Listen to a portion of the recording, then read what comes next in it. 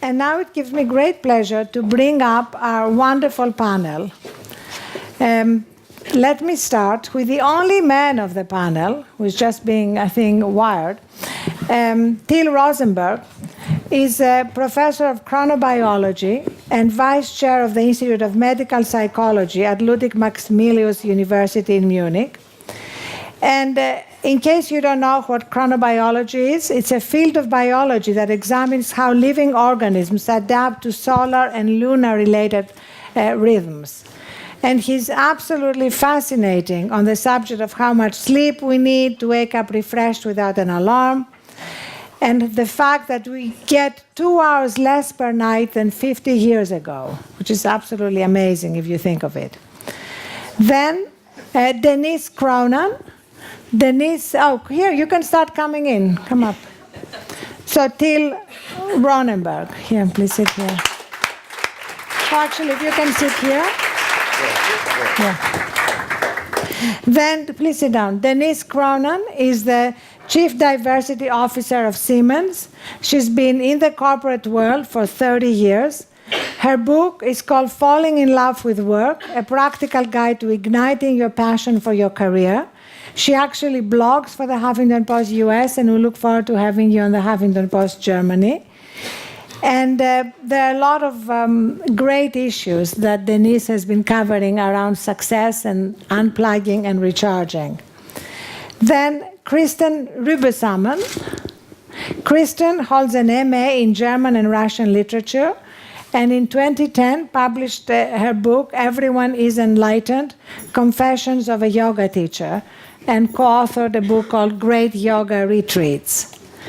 And finally, Saskia Bruysten. Saskia was in Ulusábal, South Africa with me, and I said to her, Saskia, you have to come and join this panel because she's absolutely perfect for it. She's the CEO of Yunus Sustainable Business, and Professor Mohammed Yunus was also in Ulusábal, and we talked a lot about the importance of giving through social businesses so that we bring all the elements of a good business into how we solve major problems like poverty and all the other problems that Saskia can address in the way you are solving them. And she lives in Berlin, but we're very delighted that you made the journey to be here with us today.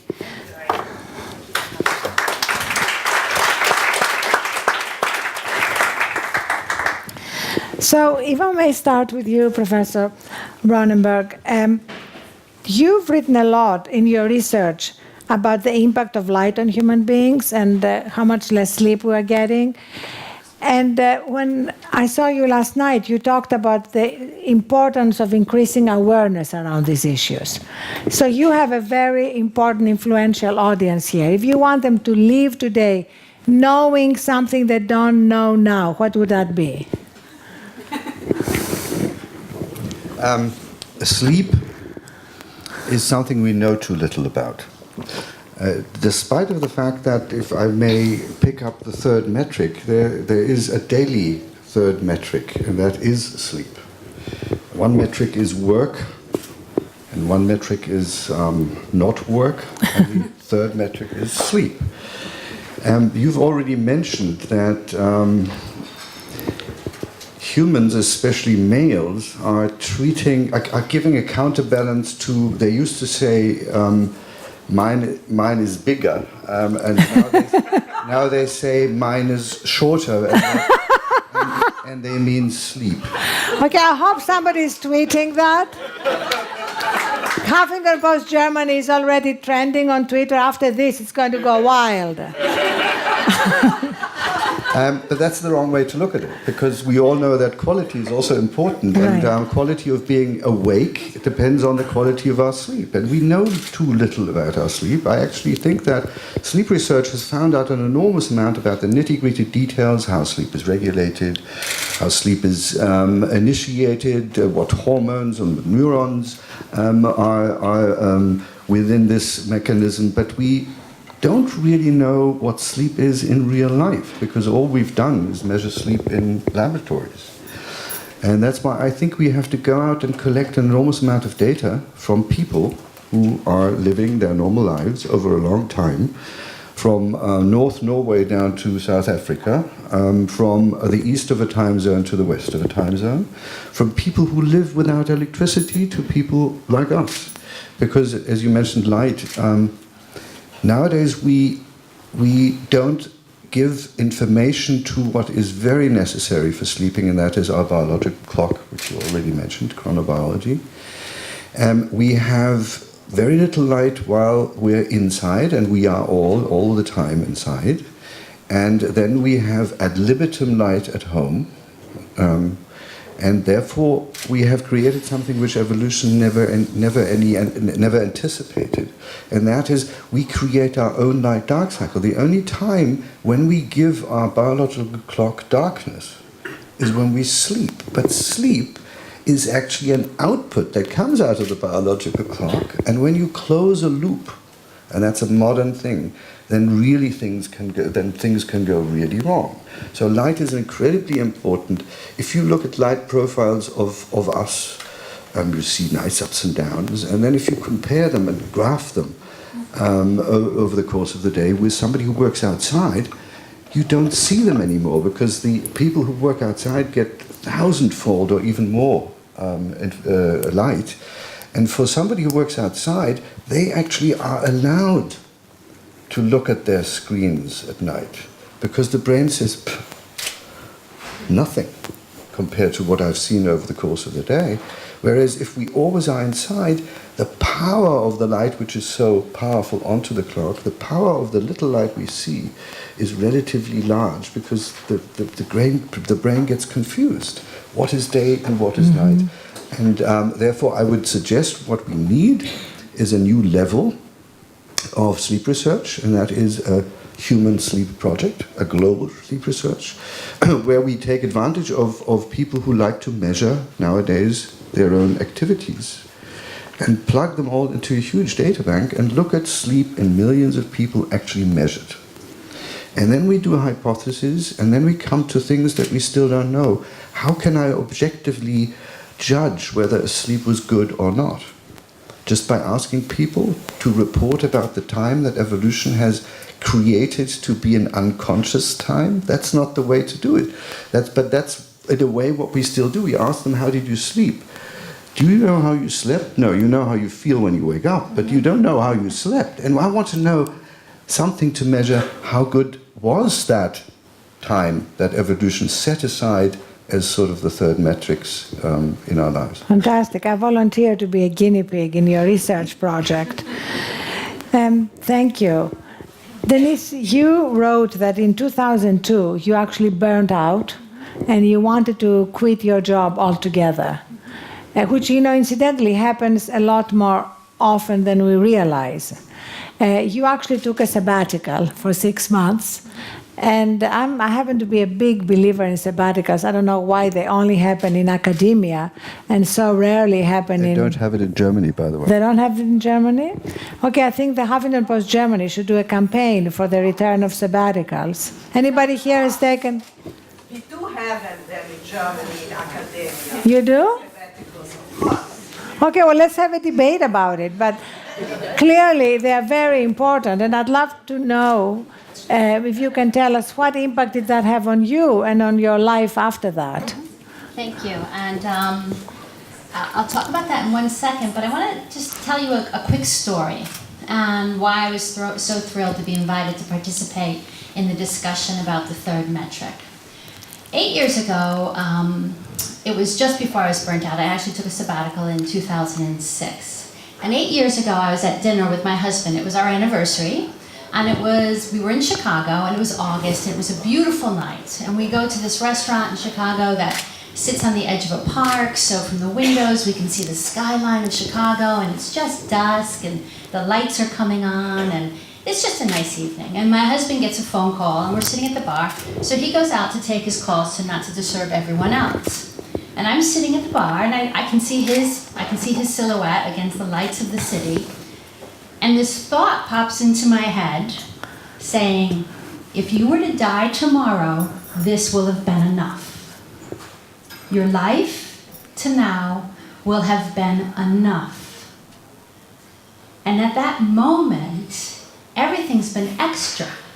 Now, I plan to live to 120. I've got stuff I need to do.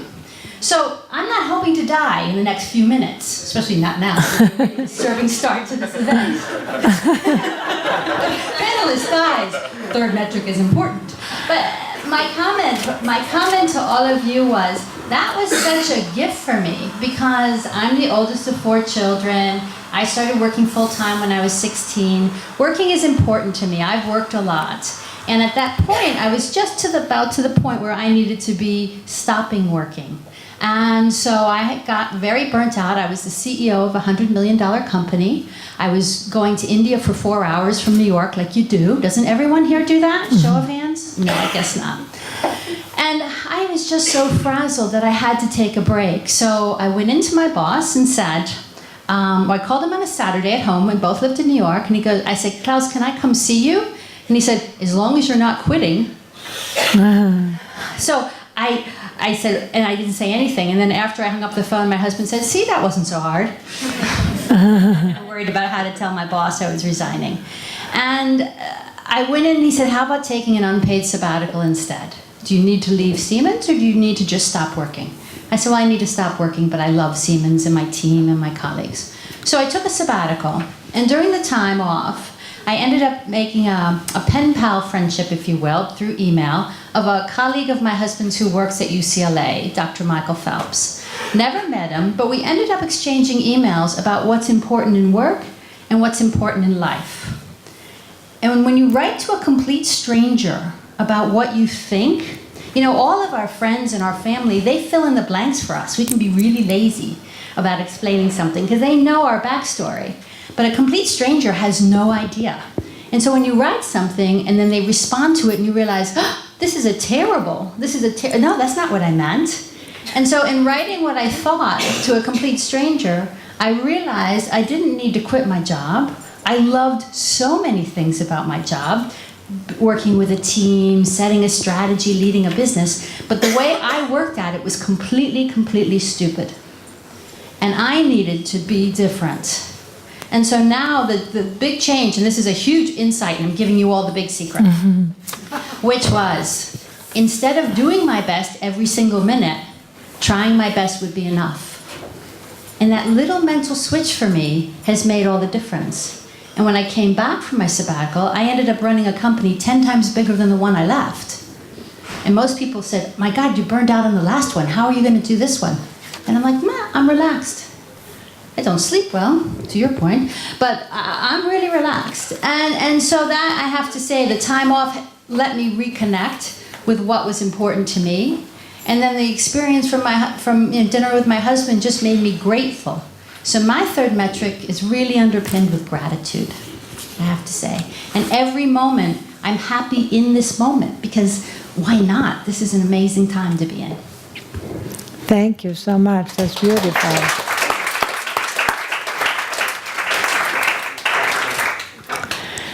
Kristin, you are actually a major practitioner and teacher of yoga and write about it.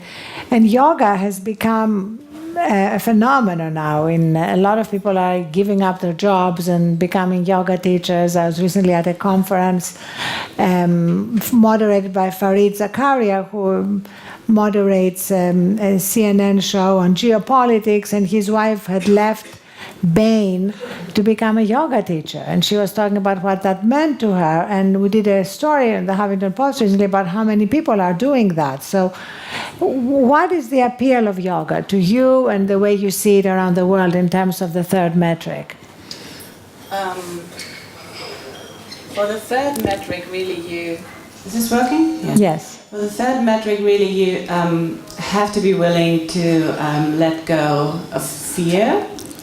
A fear of not having enough success, a fear of not having enough money, of not having enough power or powerful friends, a fear of not having or getting enough attention, also a fear of not being smart enough to tap into this wisdom you earlier talked about, or just simply a fear of not doing enough healthy things to you. And this idea of letting go of fear is to yogis very familiar.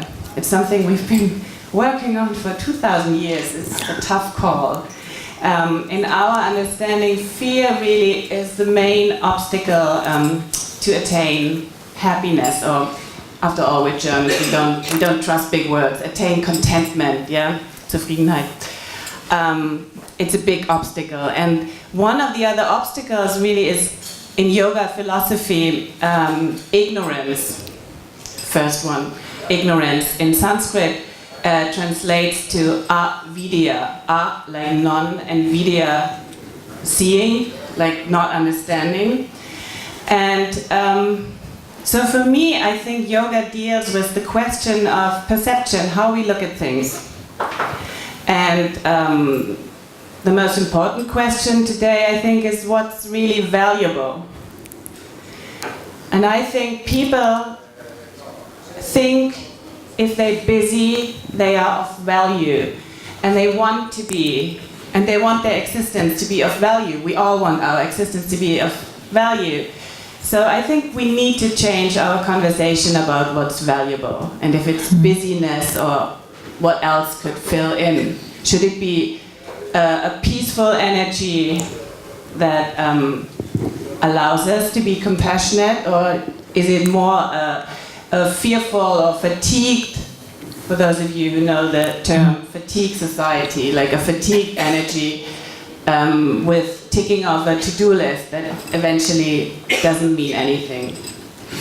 That's great. I think what you said about fear is so important, because we see how often our minds can move into fear, even if there is nothing to be actually afraid of. And Montaigne had that great line about, there were many terrible things in my life, he wrote, but most of them never happened. So that's one of the things that our brains do. And Saskia, you are actually dealing now with some hardcore survival issues of how to deal with major problems of poverty, of people who are really operating not with imaginary fears, but with real threats to their livelihoods. So, first of all, how did you personally make that transition from working for the Boston Consulting Company to now being the CEO of a company devoted to having a social impact? Absolutely. Thank you very much, Arianna. So, first of all, let me start with saying we met in a place called Ulusaba that actually means place without fear. So it actually fits in quite perfectly. And I guess that was a good starting point for hopefully a long-term friendship that we'll have together. So. And I invited you to join this panel within 10 minutes of talking with you. That was pretty fearless of you as well. You didn't know what I was going to say. No, but then Arianna started talking about the third metric, and she said, "Oh my God, you're so third metric." What does she mean by that? But I read up about it and obviously heard about what you were saying, and I really think that the work that I do, and also possibly now me eventually, I'm also getting on that path, and I'm very happy about it. And maybe to tell my story a little bit, I guess my pathway into the third metric started when I was living in New York about 2007 or something like that. I was still working for the Boston Consulting Group. I actually, as a matter of fact, started working for them here in Munich, and then I went to New York. And some of you know the consulting world. It's pretty male-dominated. It's very much about time machoism. It's all about how much have you achieved, have you done everything that you can do, and so on. And I liked it. I liked the challenge. I learned a lot, and it was in some ways a good school for me. But I do believe that I was kind of sitting in New York, and I was asking myself, so is this going to be it for the rest of my life, or are there maybe some other things as well? And so I was sitting in the capital of capitalism and asked myself if I was doing the right thing. And back then I then said, okay, I need some time. I need some time to kind of take a new decision or see where my life can head going forward. So I probably needed a lot more sleep as well. And so I did that. I took a leave of absence. I went back to university and started doing things that I was intrinsically motivated by. So in some ways, up until then, my life had been pretty straightforward. I went to school, I went to university, I took the job. I didn't really start thinking about what I wanted to do in life. And so I took that time to do exactly that. I took that time to sleep and to really open up my mind and think about what it actually was that I wanted to do. And so I guess I was in a good mind frame at that point. And then I heard Mohammed Yunus speak. Some of you might know him, but many of you might also not know him. Just give you a very short summary. He is from Bangladesh. He won the Peace Nobel Prize in 2006 for the whole idea of microfinance, of giving small loans to women for them to get themselves out of poverty. He founded a bank called Grameen Bank that has 8.4 million borrowers. And after that, he created many other initiatives where he saw these are major problems that these women are facing. They don't have access to healthcare. They don't have access to energy. It's dark at night. They actually need light to study, to work, etc. What can we do? So he created a healthcare company that recovers its costs by generating revenues with selling the services, but all profits are reinvested. It's set up a solar panel company so people have light at night, etc., etc. So social business, that idea was created, and that's really the field that I'm involved in now. I heard him speak, I was inspired, and I said, hey, I'm just going to go up to that guy and ask him if we can do this together. And surprise, surprise, after some time he did actually agree. So now we've set up a company together called Yunus Social Business, and we set up social business funds and invest in these types of companies all around the world and identify great entrepreneurs. Let me just say one thing. I know I'm taking a lot of time, but the work that I'm doing is also really completely about the third metric in my eyes. When we talk about social business, we talk about a company that is there to solve a problem. It makes profits, but all profits are returned to the company. And people always ask me, why that? Investors obviously want to make money. That's what companies are there for. And I always get this like this big question mark when I start talking about this. And that's exactly the point. Social business is a type of business that goes beyond that particular thing of that thriving for money, that thriving for power. It's a business that is there to solve problems, to address human problems, to address the third metric. That's really what it's there for. So in some ways, I would almost say social business is kind of the business that epitomizes the third metric. Yeah, I think I'll leave it at that. Thank you. Thank you. So what I love about our panel is that it sort of captures all the different aspects of the third metric, in the sense that if you don't recharge yourself, you don't really have the energy and the wisdom to deal with your life at a deeper level. And a deeper level includes doing something for others. You know, a life that is purely based on our own self-gratifications can never be ultimately fulfilling. But we have to start with these basic things of how much sleep we get, how do we deal with screens. And even though they may seem like very elementary, they're like we're building the foundation for a sustainable structure. So I would love to return to this foundation by asking you specifically, you know, everybody here is completely plugged in and connected with multiple screens in their lives. Do you have some advice or awareness you can give us that can basically help us deal with all the screens in our lives in a way that is more effective and less destructive? Yes, I have, and I'm not. I don't have any shares in that company, and actually, the thing I'm going to talk about is free. But in my view, it's one of the most ingenious little apps that was ever invented, and it's called. The company is called Flux. And what it does is, you can't put it on an iPhone yet, but you can put it on all the Android phones and on your Mac and PC computers. What it does is it knows where you are, and it knows what time of year it is, and therefore it also knows when the sun sets. And then it just takes all the blue light out of your screen. And it gives it back to you only when the sun rises. And it's the blue light that is most disturbing for the circadian clock, whereas the red fire that we used to sit around before we lived the lives we do now is less disturbing. And that's why I think this is a very, very, very good addition to the third metric, to getting less blue light automatically during the night. And I just have to tell a story that puts us all into, or myself, into very bad light, because my first thrill when I had put this app onto my computer was that I'd forgotten about it. And I was working, and suddenly this thing went all like an old photograph. And I said, oh, and I looked out of the window and I said, yes, the sun has set. And I had to laugh about myself so much because it was my computer who told me, who made me aware that the sun had set. But I use it now regularly, and I think it's a very, very good thing to do. That's fantastic. How many panels do you go to where you actually get such specific information that you can take home with you? Since we're talking about apps, I'd also like to talk about another app that I find very useful, which is also free, so nobody's making money here. And it's an app that we launched at the Huffington Post 9 months ago, and we are calling it GPS for the Soul.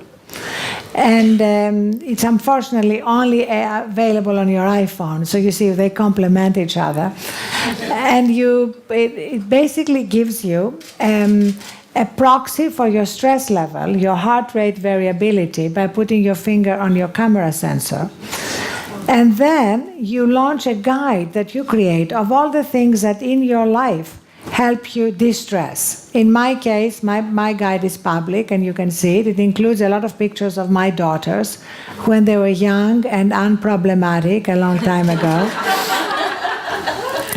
You know, pictures of my favorite scenes of nature, a breathing exercise. It's under a minute. But when I play it, it reduces my stress level immediately. And I met Professor Mark Williams, a professor of clinical psychology at Oxford, in Davos last year. And he was telling me how there's so much science now that you can actually reduce stress very quickly. The problem is really when you let it accumulate until it reaches dangerous levels and impacts, your health. And women are more susceptible to it. There is data that shows that women internalize stress more. Unlike men, who have an easier time kind of watching a football game and distressing, we have to sort of wrestle it into the ground. And so women have a 40% greater, women in stressful, successful jobs like everybody here, have a 40% greater incidence of heart disease and a 60% greater incidence of diabetes. So changing these things is even more urgent for us. And I know there's this whole debate in Germany about quotas and women at the top. Well, the truth is that if we don't change workplace culture, it's going to be very hard to have a lot of women who want to compete at that level, because it's having a deep impact on their own health, deeper even than the impact it's having on men's health. So I want to just have a little bit of a free-flowing conversation among us, and then in 5-6 minutes I want to go to the audience to take your questions, points, anything you want to say, and hear from you, because that's obviously so incredibly important. So from everything we've discussed, Denice, what are you thinking? I have one question for all of you, which is, think of the people you love and the people who love you. Do they care if you make coffee at a coffee shop, or if you're a CEO, or that you're a janitor? They don't care. They don't love you less. So the metrics of power and money, which tend to go with achievement in business, they're important, of course, on some dimensions, but the metrics I think that you really care about are the ones that say, actually, who I am, who I am when I'm not afraid, and who I am when I'm giving back. Those are the ones that the people I love value, and the people who love me. And so when I get crazy running from airport to airport, which I do, I travel 70% of the time, when I lose my fifth pair of glasses this week and 3 iPods, we won't even talk about headsets, we won't even talk about that. I just remember, does my family love me less because I can't keep track of my stuff and I'm running around? No, they don't. They just buy me new ones for my birthday. But I think what is interesting here is that also in my experience, when I started taking care of myself and really nurturing myself and really sleeping, which I've prioritized, I became more effective. So that's really the irony here. We think we're going to become vegetables, and it's the exact opposite. Because when I look back at my life, the worst decisions I made were when I was sleep deprived and exhausted and reactive. Because that's when you miss the signs, the whispers, the red flags. That's when you hire the wrong people. That's when you marry the wrong people.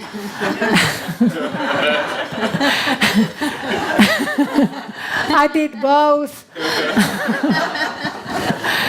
So, and I find that when I'm actually really in that place that we've all experienced, that central place of wisdom, strength, and peace, we all have it, we all know it, and most of the time we don't live there. So if we can increase the amount of time we spend there, that's a pretty dramatic shift. Kristin, Saskia, anything on your minds? So you're asking for advices, yeah? My advice really is free as well. It's just create some space.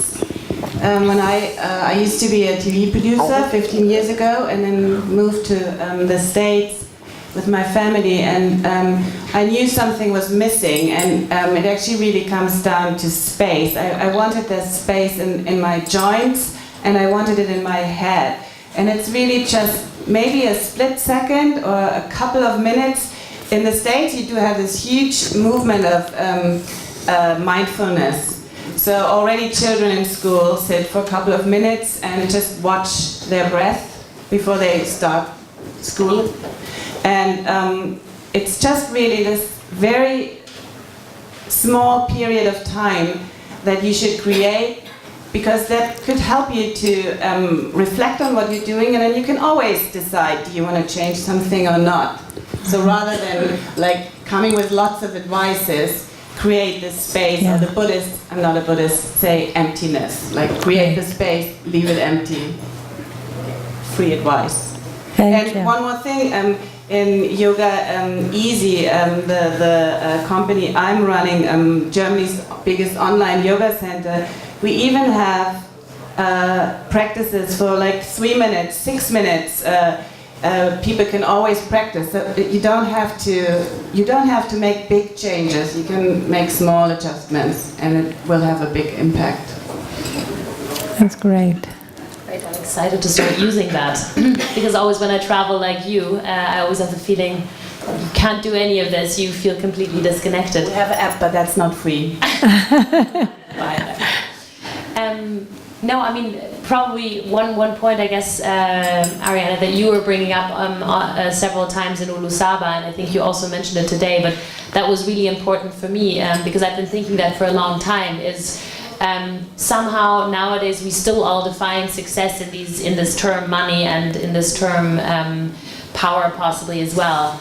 And I believe that we are multifaceted beings. That's not the only thing that is relevant for us. And even in economic theory, everyone's talking about the homo economicus and how there's a rational actor that strives for one single thing, and that is money. But actually, if we then actually really look at all of ourselves and all of our characters and what we believe in and what we do, and if you look at our behavior and why we do certain things, it often has exactly nothing to do with money and power. It often has to do with many other things. One example that actually Yunus always mentions is why do people climb Mount Everest? Not because there's a ton of money up there, but they climb there because whatever, they want to have some kind of a sense of achievement or something else. So there are many other motivations that we have apart from money, and one of them is certainly, as you say, giving, caring for others, etc. So I think it's just an important point. And probably I see there's so many wonderful women in this room, because that usually never happens. It's usually just men, just like on the panel. And sorry, Till, we're extremely happy. Thank you, Till, that you're also here. I like to be an honorary woman.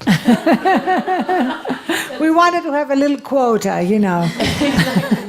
No, but I was just also last weekend at One Young World in South Africa, which is a conference with 1,300 young people, young, wonderful people until the age of 25. And they were so full of energy and so full of questions for the world and so on. And they were all asking all of these questions about what is there else than money. And they were asking all of these questions. So only since there's so many wonderful women, and probably many of you are mothers in here as well, I think it's just important to share that idea that success is much broader than just money and power. And I think that's the only little piece of advice that I can give myself. So thank you so much for being here for our inaugural third metric event in Munich. We look forward to having many more and to partnering with you in many ways. And thank you to our wonderful panel.